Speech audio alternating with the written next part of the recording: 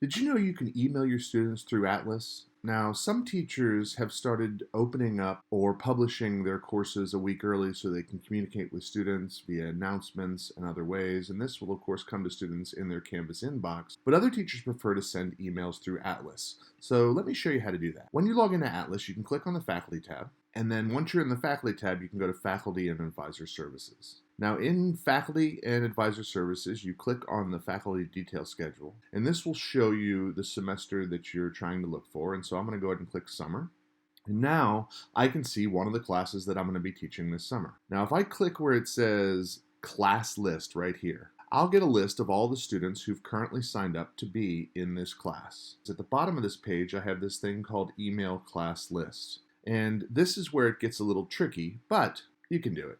What you're going to do is, if you're on a Mac, you're going to hold down the Command key as you click on this link. Or if you're on a PC, you'll hold down the Control key as you click on this link. And it'll open up an email to all of those students. However, because it's in a browser, it'll likely open up a browser email. So if you have a Gmail account or something like that, it's going to open that up. Now, you're not going to want to email through your Gmail. You're going to want to use your Valencia email address.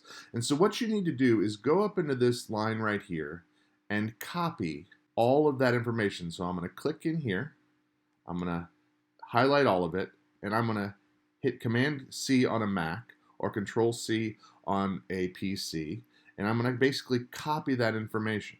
And then what I'm going to do is I'm going to open up a Microsoft Word document. Now I like to do this at the beginning of the semester so that I can keep a copy of all my student email information.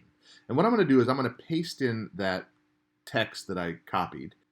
Now, when you paste in this information, you don't want to just simply Control V or Command V on a Mac, because that'll give you active links. What you want to do is you want to go up to where it says paste and paste the text only, because now you'll be able to edit it. What you're going to see basically is some words and then a bunch of student emails. Now, what I'm going to do is I'm going to go to that first student email and I'm going to delete all this stuff in the beginning. And you'll see student email, then a comma, then another student email, then a comma.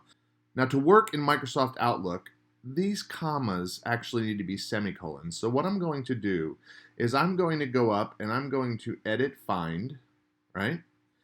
And I'm going to do something called find and replace. And what I'm basically going to tell Microsoft Word to do is look for commas, so find a comma, and replace any comma you see with a semicolon and just replace all. And now I have a list of all my students. Now I probably would want to give this list a name, say for example, Summer EAP Reading Course. And then I could save this file, and anytime I need to email my students, all I have to do is come in and copy this list of emails, and then open up a Microsoft Office email. And then when I paste this now into the area to email students, what's going to happen is it'll automatically register each student's email, and I can go ahead and send a message to students, and that's how you email students through Atlas. All right, I hope that helps.